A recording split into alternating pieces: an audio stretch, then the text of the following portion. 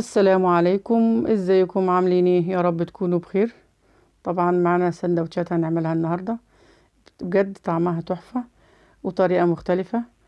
يعني حاجات كده بجد تحبي تروقي شويه، تحبي تعمليها حاجه تدلعي نفسك شويه تعمليها، مش هتاخد منك وقت ولا مجهود. هنسمي الله وهنصلي على الرسول عليه الصلاه والسلام. انا معايا كميه من اللحمه، ومعايا بهارات، 7 بهارات: فلفل اسمر، كمون، بابريكا، بهارات لحمه.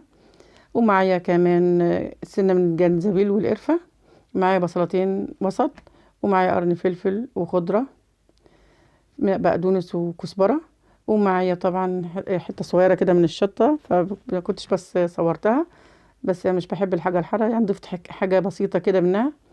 بشرت البصل على المبشرة كده، ونزلت بالخضر اللي انا قطعته، وهنزل بالبصل واعصره كده بالمية كده. عايزة اعصره متخليش في اي مية خالص، انا عايزة يكون ايه، بحيث بس مش يخلي معانا الحاجة تكون ايه تفك مننا. بعد ما اعصر البصل وانزل بيه على اللحمة كده، طبعا انا كنت نسيت الملح، مع ربع معلقة من الملح. ادمجه كده بايديا واخلطه. ممكن تعمليه على الكبة، او مش عايزة تعمليه مش عندك كبة ممكن تعمليه بايدك، بس هياخد منك وقت شوية. انا هدني معاه كده عجينها حلو كده بالليل لحد ما تندمج كل حاجة وتكون جاهزة، وتكون معايا اللحمة مسمغة كده. هقطعها كده كور بالطريقة دي، والكور ممكن يعني تكوريها كده اللي انت عايزاه، ممكن تكبري او تصغري او حسب العيش اللي هيكون معاك اللي انت هتعملي بيه. هكور كده كورتين، والباقيين كده هعينهم لما ايه اللي يجي اللي بره اعمل له. فانا هعجنهم كده او اكورهم كده واحطهم على كيس، ممكن كيس تلاجة، وتفرديه وتحطيه كده، وهتفرديهم بايدك كده بالراحه. انا عايزاها حاجه ايه يعني تكون مش سميكه، لان طبعا دي مش برجر. طبعا هي شكل البرجر وتتبيله الحواوشي، بس كده يعني حاجه نعملها طريقه مختلفه شويه. هفرده بالطريقه ديت، وعايزه ايه يكون متساوي، او مش سويتيه مش مشكله يعني.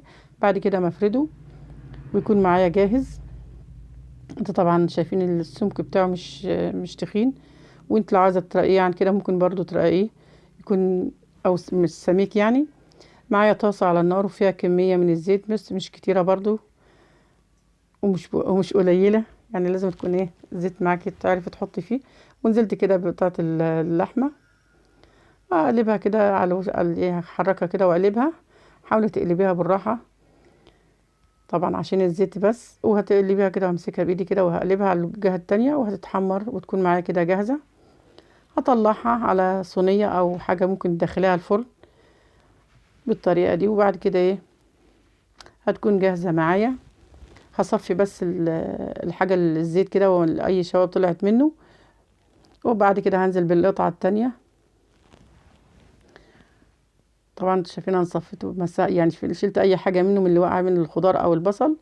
بعد كده يكون معايا زيت نظيف، هنزل بالقطعه التانية وايه هقلبها برضو على الجهه التانية، وهطلعها برضو على الصينيه اللي هدخلها الفرن.